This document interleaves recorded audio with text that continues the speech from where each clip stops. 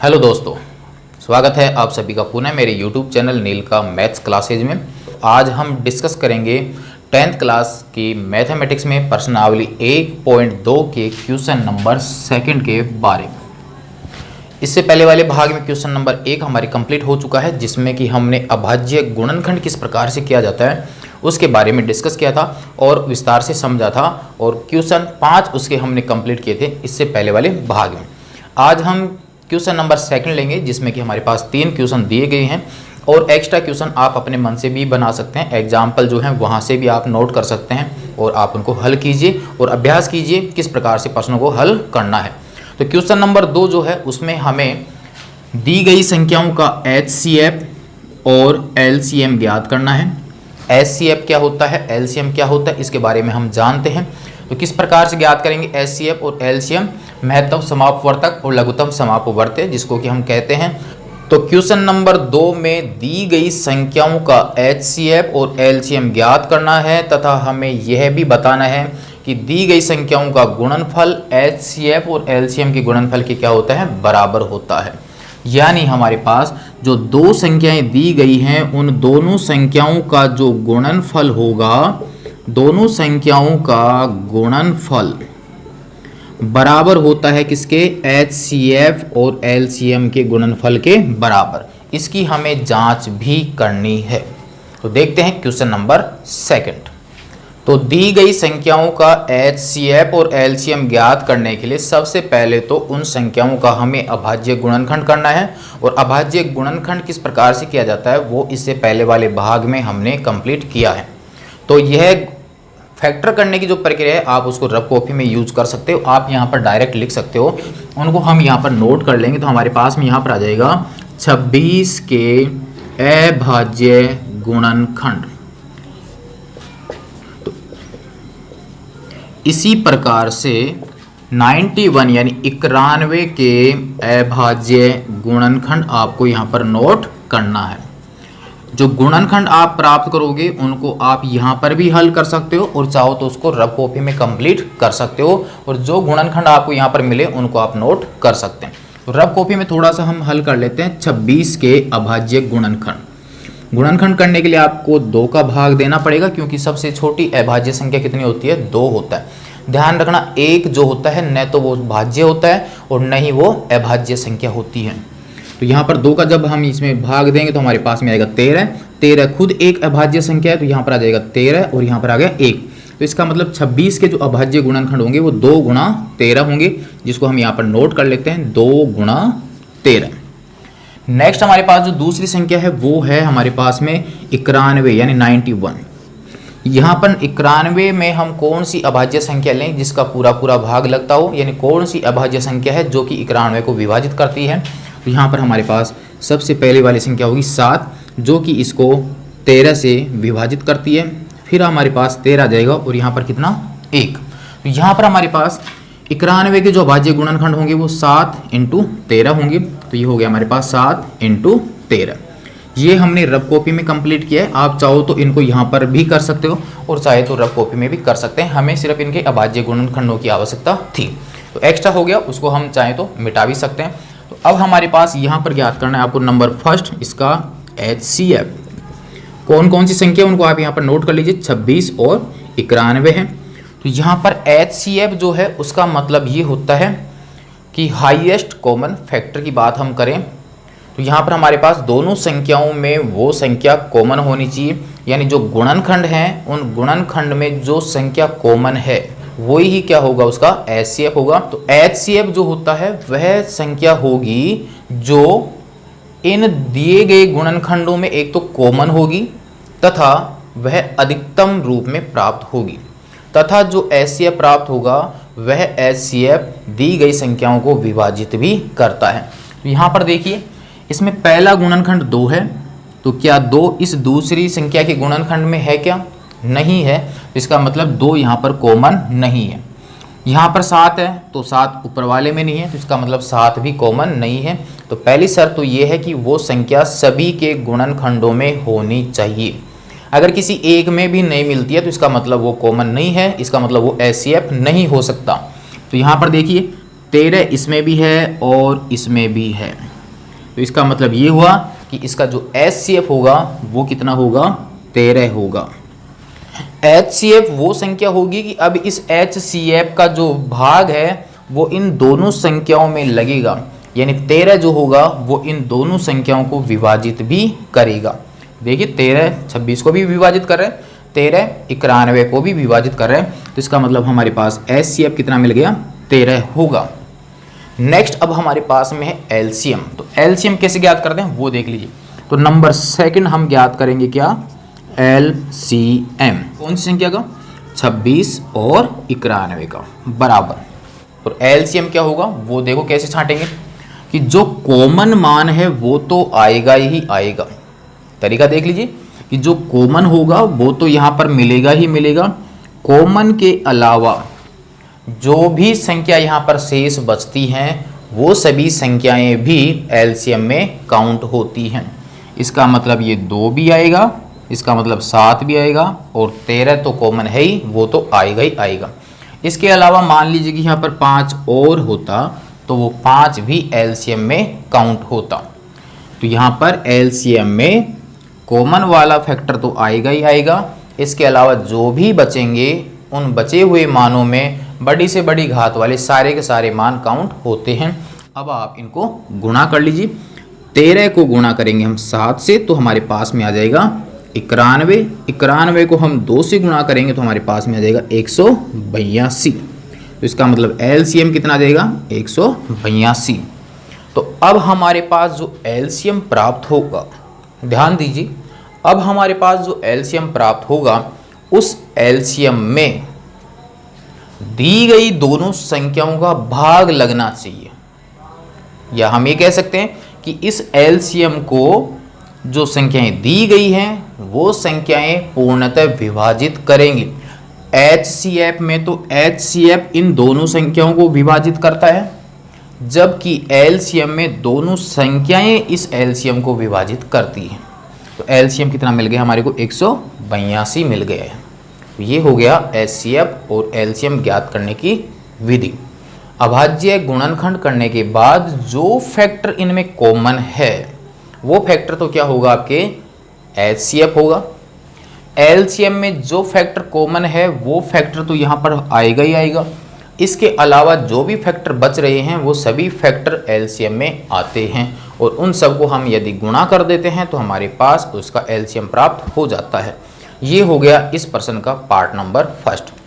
Second, अब हमें ये भी ज्ञात करना है कि जो दोनों संख्याएं दी गई हैं इन दोनों संख्याओं का गुणनफल इनके HCF और LCM के गुणनफल के क्या होता है, बराबर होता है। तो फर्स्ट पार्ट हमारा कंप्लीट हो जाता है।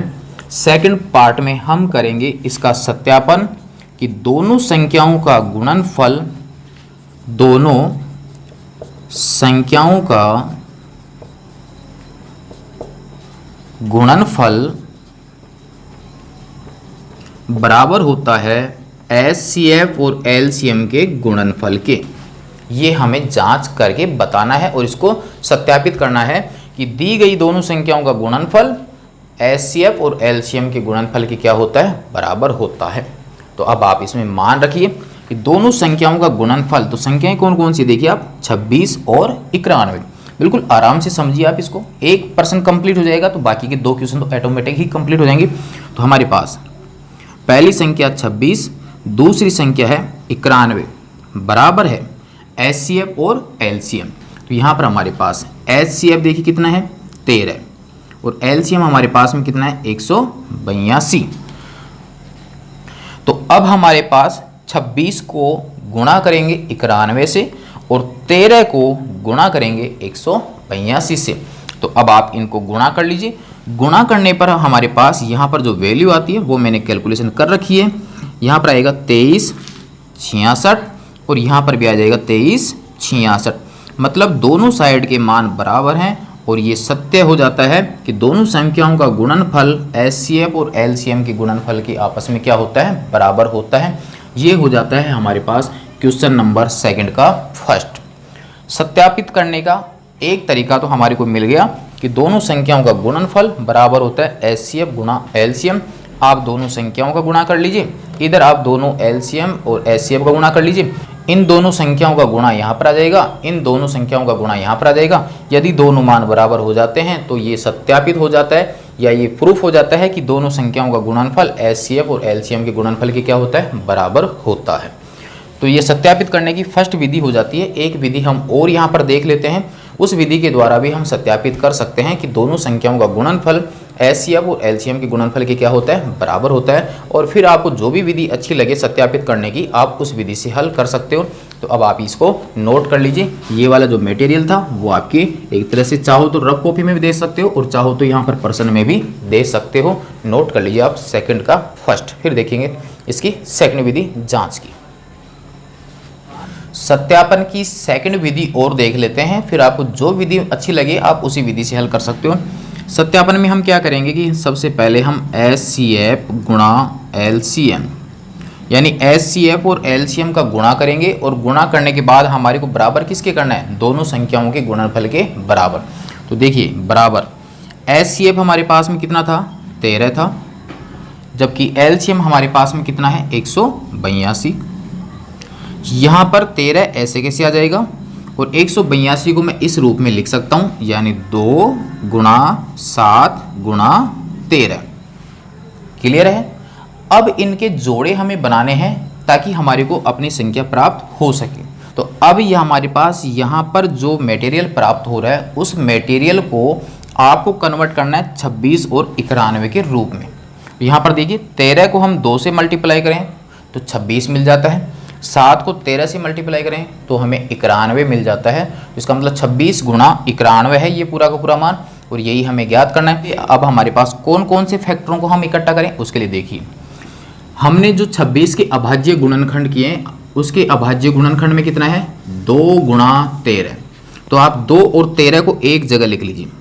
जो फैक्टर आपके यहाँ पर अब प्राप्त हो रहे हैं उन फैक्टरों के आपको जोड़े बनाने, किस रूप में कि जो आपने पहली संख्या थी उसके देखिए अभाज्य गुणनखंड कितने हैं, 2 गुणा 13। तो आप 2 और 13 को एक जगह लिख लीजिए, गुणा दूसरी संख्या के अभाज्य गुणनखंड कितने हैं, 7 गुणा 13, उसको आप दूसरे भाग में लिख दीजिए 7 गुणा 13। तो बराबर हमारे पास में देखिए 2 को 13 से गुणा करेंगे तो कितना आ जाएगा, 26 गुणा 7 को 13 से गुणा करेंगे तो कितना आ जाएगा, 91। तो 26 क्या था, पहली संख्या, 91 क्या था, दूसरी संख्या। तो आपको जो लाइन दिख रही है वो दोनों संख्याओं का क्या है, गुणनफल। तो मैं इसको यहाँ पर लिख सकता हूँ, दोनों संख्याओं का गुणनफल। अब ये दोनों संख्याओं का जो गुणनफल प्राप्त हुआ वो मान किसके बराबर प्राप्त हुआ है, एचसीएफ और एलसीएम के। यानी आपने एचसीएफ और एलसीएम का गुणा किया और गुणा करके आपने बराबर किसके कर दिया, दोनों संख्याओं के गुणनफल के बराबर। और यही हमें ज्ञात करना था कि एचसीएफ का और एलसीएम का गुणा दोनों संख्याओं के गुणा के आपस में क्या होता है, बराबर होता है। तो आप इस विधि से भी ज्ञात कर सकते हो। इसके लिए क्या करना है, एचसीएफ एलसीएम लीजिए, दोनों मान रखिए। एलसीएम जो आपने प्राप्त की उसके फैक्टर को आप यहाँ पर रख दीजिए। इन फैक्टर्स में आप 2 जोड़े बना लीजिए। एक जोड़ा आपके पास पहली संख्या का आ जाएगा, दूसरा जोड़ा आपके पास इस संख्या का आएगा। तो इसको आप लिख लीजिए, दोनों संख्या आपस में गुणा में आ जाएंगे और आपकी जांच कंप्लीट हो जाती है। इसको भी आप नोट कर लीजिए। यानी सत्यापन की ये हमारे पास सेकंड विधि थी। फर्स्ट विधि में डायरेक्ट ही किया था, दोनों संख्याओं का गुणा बराबर में एचसीएफ और एलसीएम दोनों का गुणा, इधर वाली संख्याओं का गुणा कर लीजिए, इधर वाली का गुणा कर लीजिए, मान बराबर आ जाता है, सत्यापन हो जाता है। और यदि मान बराबर नहीं आता है तो इसका मतलब उसका सत्यापन नहीं होता है। नोट कर लीजिए इसकी सेकंड विधि। फिर देखते हैं क्वेश्चन नंबर सेकंड का सेकंड। अब देख लेते हैं क्वेश्चन नंबर सेकंड का सेकंड। संख्या हमारे पास में है 510 और 92। तो 510 और 92 के सबसे पहले हमें करना है अभाज्य गुणनखंड, वो आप रफ कॉपी में कर लीजिए। तो मैंने यहाँ पर 510 के अभाज्य गुणनखंड प्राप्त कर लिए हैं और वो मिल रहे हैं मेरे को 2 गुणा 3 गुणा 5 गुणा 17। इसी प्रकार से 92 के अभाज्य गुणनखंड प्राप्त हो रहे हैं 2 गुणा 2 गुणा 23। आप इनके अभाज्य गुणनखंड करने वाली विधि को यहाँ पर लिख भी सकते हैं या उसको रफ कॉपी में करके आप यहाँ से भी कंप्लीट कर सकते हैं। अब हमें ज्ञात करना है फर्स्ट एचसीएफ, संख्या है 510 और 92 का। तो आपको बताया है कि जो संख्याएं दी गई हैं उन दी गई संख्याओं के जो अभाज्य गुणनखंड हैं उन गुणनखंडों में जो कॉमन है वो होगा एचसीएफ। देखिए फर्स्ट वाले में 2 है और इधर भी 2 है, तो दोनों में 2 कॉमन है। इसके अलावा यहाँ पर 3 है, तो इस संख्या में 3 नहीं है तो ये कॉमन नहीं होगा, तो इसको छोड़ देंगे। नेक्स्ट 5, तो 5 भी इसमें नहीं है तो 5 भी कॉमन नहीं होगा। नेक्स्ट है 17, तो 17 भी इसमें नहीं है। तो ऊपर वाली सभी संख्याओं को हमने इसमें देख लिया है, वो नहीं है, तो नीचे वाली ऊपर वाली में भी नहीं होंगे। इसका मतलब इसका HCF कितना होगा विद्यार्थियों? सिर्फ 2 होगा, और उस 2 का भाग लग सकता है किसमें? 510 और 92 में। तो इसका HCF कितना आएगा? 2 आएगा। अब देख लेते हैं इसका LCM। LCM में जो कॉमन है वो तो आएगा ही आएगा, जो मैंने यहाँ पर लिख दिया है। इसके अलावा अब आपके जो भी मान बचे हैं वो सभी के सभी LCM में आएंगे। तो देखिए क्या बचा है, 2 तो कॉमन था, आ ही गया। इसके अलावा 1 2 और बचा, उसके अलावा 3 नंबर से लिख लेते हैं हम बढ़ते हुए क्रम में, 5 17 और 23। यानी ये सारे मान गुणा होके किसके बराबर होंगे? उसके LCM के, और उस LCM में भाग लगेगा किसका? 510 और 92 का, ध्यान रखना। तो अब हमारे पास जब इसको हम गुणा कर लेते हैं तो गुणा करने पर हमारे पास जो मान मिलेगा, इन सभी संख्याओं को आपको गुणा करना है। 2 को 2 से गुणा करना है, फिर आंसर आएगा उसको 3 से गुणा करना है, उसके आंसर को 5 से, उसके आंसर को 17 से, उसके आंसर को 23 से, और आंसर हमारे पास में होगा 23,460। ये मैंने हल कर रखा है, तो आप हल करके देख सकते हैं। तो HCF 2 और LCM 23,460। अब करेंगे हम इसका सत्यापन। तो नंबर 2 पार्ट हमारे पास में है इसका सत्यापन करना, और नंबर 1 में हमने क्या किया? HCF और LCM ज्ञात किया है। तो सत्यापन में HCF को LCM से गुणा कर लेंगे, और इसका जो उत्तर आएगा वो इन दोनों संख्याओं के गुणनफल के क्या होगा? बराबर होगा। यही हमें जांच करनी है। या सेकंड आप क्या कर सकते हो, इन दोनों का गुणा कीजिए, इन दोनों का गुणा कीजिए, दोनों मान बराबर आते हैं, आज सत्यापित कर सकते हैं। देखिए HCF कितना है? 2। LCM हमारे पास में कितना है? 23,460। 23,460 के जो फैक्टर हमने काम में लिए हैं उनको आप ऐसे कैसे नोट कर लीजिए। तो 2 हमारे पास ऐसे कैसे हैं, ये बाकी पूरा मटेरियल ऐसे कैसे उतार दीजिए, 2 3 5 17 और 23। पूरा LCM का मटेरियल हमने यहाँ पर नोट कर लिया है बराबर में। अब हमें इसके जोड़े बना के देखना है, उसको हम यहाँ पर लिख लेते हैं बराबर। इन जोड़ों में आपको कौन कौन से जोड़े बनाने हैं, तो देखिए पहली संख्या 510 के जो गुणनखंड है वो हमारे पास में है 2 3 5 और 17। इनको आप एक जोड़े में बना लीजिए। सेकंड हमारे पास में है 2 2 23, 2 2 23। ये सभी संख्याएं इसमें मौजूद हैं। देखिए 2 3 5 17, 2 3 5 17, 2 3 5 17। सेकंड में क्या है? 2 2 23, 2 2 23, सब इसमें मौजूद है। तो अब हमारे पास इन सबको हम गुणा करेंगे, तो गुणा करने पर क्या मिलेगा? 510। यानी हमें गुणा करने की आवश्यकता भी नहीं है। इनको जब गुणा करेंगे तो ये किसके घटक थे? 92 के। इसका मतलब कितना आ गया? 92। 510 और 92 क्या है? दी गई दोनों संख्या है, और दोनों का क्या हो रहा है? गुणा। तो इसका मतलब क्या हुआ? ये किसके बराबर है? दोनों संख्याओं का गुणनफल। तो इसका मतलब क्या हुआ? इसलिए HCF गुणा LCM बराबर क्या हो गया? दोनों संख्याओं का गुणनफल। ये हमारे पास कंप्लीट जांच हो जाती है। ये हो गया क्वेश्चन नंबर 2 का सेकंड कंप्लीट। नोट कर लीजिए आप इसको या स्क्रीनशॉट ले लीजिए। नेक्स्ट देखते हैं इसका क्वेश्चन नंबर 3। 336 और 54 के हमें HCF ज्ञात करना है और जांच करनी है कि इन दोनों का गुणनफल इसके HCF और LCM के गुणनफल के क्या होता है? बराबर। तो देखिए 336 के अभाज्य गुणनखंड जो मैंने कंप्लीट कर लिया है, आप रफ कॉपी में कंप्लीट करें। इसी प्रकार से 54 यानी 54 के अभाज्य गुणनखंड हो गए, तो इसके गुणनखंड हो गए 2 गुणा 3 गुणा 3 गुणा 3। तो यहाँ पर आप देखिए कि इसमें 2 1 2 3 4 4 बार आपके 2 प्राप्त हो रहा है, तो इसको मैं लिख सकता हूँ 2 की घात 4, 3 और 7, ये भी लिख सकता हूँ। यहाँ पर 2 एक बार है और 3 कितनी बार रिपीट हो रहा है, 3 बार। जो HCF ज्ञात करेंगे वो दोनों संख्याओं के फैक्टर में होना चाहिए। तो देखिए आप यहाँ पर 2 इसमें भी है और इसमें भी है, इसका मतलब एक फैक्टर तो हमारे पास में आ जाता है कितना, 2 गुणा। नेक्स्ट आपके पास देखिए यहाँ पर 2 है, लेकिन अब इस संख्या में कहीं पर भी 2 नहीं है, तो इसका मतलब अब आगे वाला 2 जो होगा वो तो HCF नहीं हो सकता। नेक्स्ट अब हमारे पास में 2 का तो कोई हिसाब ही नहीं होगा यहाँ पर। नेक्स्ट हमारे पास संख्या कौन सी है, 3। क्या 3 इसमें भी है, बिल्कुल इसमें भी है, यानी 1 3 इसका और 1 3 इसका, दोनों में कॉमन है। इसका मतलब एक फैक्टर हमारे पास कौन सा कॉमन आ रहा है, 3 आ रहा है। उसके अलावा ऊपर वाले संख्या के फैक्टर में 3 नहीं है, अब कितना है, 7। तो इसमें 7 कहीं पर है नहीं, इसका मतलब 7 इसमें नहीं है, तो ये इसमें काउंट नहीं होगा। ये 3 2 जो थे वो काउंट नहीं होंगे। नीचे वाली संख्या में 3 है, तो ये तो ऊपर मिलेंगे नहीं, क्योंकि ऊपर तो 3 है ही नहीं। तो इसका मतलब हमारे पास जो HCF है वो फाइनल हमारे पास में कितना आ जाता है, 6 आ जाएगा। और ये 6 जो है इन दोनों संख्याओं को क्या करता है, विभाजित करता है। नेक्स्ट हम क्या करेंगे, इसका LCM। LCM के लिए आपको क्या बताया कि जो कॉमन है वो तो आएगा ही आएगा, 3 भी कॉमन था। इनके अलावा अब आपके पास जो भी फैक्टर बच गए हैं उन सभी को इसमें काउंट करना है। तो यहाँ पर देखो 1 2 3, 2 कितनी बार आ रहा था, 3 बार।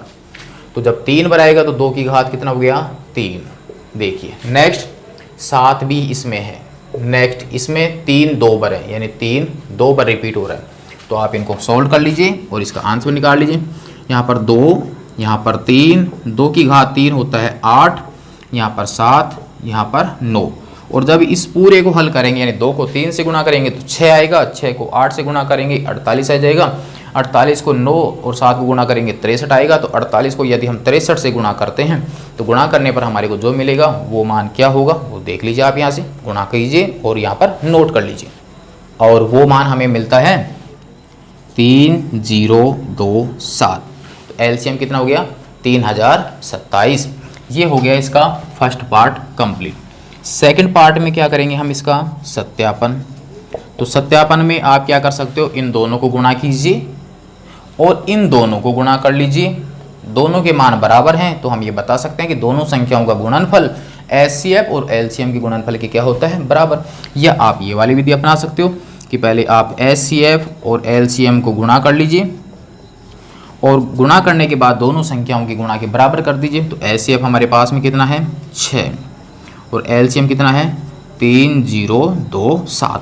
तो अब इनके फैक्टर रख लीजिए, यानी 6 के जो फैक्टर हैं वो कितने हैं, देखो 2 गुणा 3 गुणा 3027 के क्या है, ये वाले फैक्टर हैं। तो देखो आप यहाँ पर 2 गुणा 3 गुणा 2 आपकी कितनी बार रिपीट हो रहा है, 3 बार रिपीट हो रहा है, यानी 2 की घात कितनी, 3। यहाँ 7 है, यहाँ पर 3 की घात कितनी बार है, 2 बार। तो अब इनके क्या बनाने हैं, हमें जोड़े बनाने हैं, उसको हम इधर कंप्लीट कर लेते हैं। देखिए आप यहाँ से, तो यहाँ पर जोड़े जो बनेंगे वो किस रूप में बनेंगे, ऊपर वाला भाग देखिए। तो ऊपर वाले भाग में देखिए 2 कितनी बार रिपीट हो रहा है, 4 बार। यहाँ पर 2 3 बार रिपीट हो रहा था, 1 2 ये वाला ले लीजिए, तो 2 कितनी बार रिपीट हो गया, 4 बार। गुणा नेक्स्ट में 3 आप कोई सा भी ले लीजिए, ये 3 आ गया। नेक्स्ट हमारे पास कितना है, 7, ये 7 ले लिया। अब इसके अलावा जो बचे वो सेकंड ग्रुप में आ जाएंगे, ये फर्स्ट ग्रुप। गुणा सेकंड ग्रुप में देखिए 2 3 और 3। तो अब हमारे पास 2 3 और 3 का स्क्वायर। हल कीजिए, 2 की घात 4, 3 और 7, ये पूरा किसका गुणनखंड थे, 336 के। तो इस पूरे ग्रुप की जगह मैं कितना लिख सकता हूँ, 336। यहाँ पर 2, यहाँ पर 3 एक बार, 3 2 बार, इसका मतलब 3 कितनी बार रिपीट हो रहा है, 3 बार रिपीट हो रहा है। 3 बार रिपीट हो रहा है और गुणा में कितना है, 2। तो 2 गुणा 3 की घात 3 किसके गुणनखंड थे, 54 के। तो हमने यहाँ पर लिख दिया 54 बराबर क्या हो गया, पहली संख्या दूसरी संख्या उसका क्या है, गुणनफल। तो यहाँ लिख देंगे दोनों संख्याओं का गुणनफल। तो इसलिए हम क्या लिख सकते हैं कि HCF गुणा LCM बराबर होता है दोनों संख्याओं के गुणनफल के, दोनों संख्याओं का गुणनफल। और इसकी हमने कर दी है जांच कि बिल्कुल दोनों संख्याओं का गुणनफल HCF और LCM के गुणनफल के क्या होता है, बराबर होता है। तो प्यारे विद्यार्थी, क्वेश्चन नंबर 2 हमारा कंप्लीट। क्वेश्चन नंबर 1 जो था वो इससे पहले वाले भाग में कंप्लीट था। इस प्रकार से हमारी प्रश्नावली 1.2 के 2 क्वेश्चन कंप्लीट हो जाते हैं, पार्ट नंबर 4 और पार्ट नंबर 5 में। और यदि आपको क्वेश्चन समझ में आ रहा है, लग रहा है कि हमारे क्वेश्चन कंप्लीट हो जाएंगे, तो चैनल को सब्सक्राइब जरूर करें। नेक्स्ट में देखेंगे हम आगे का क्वेश्चन। तब तक के लिए धन्यवाद। नोट कर लीजिए आप इसको, क्वेश्चन नंबर 2 का 3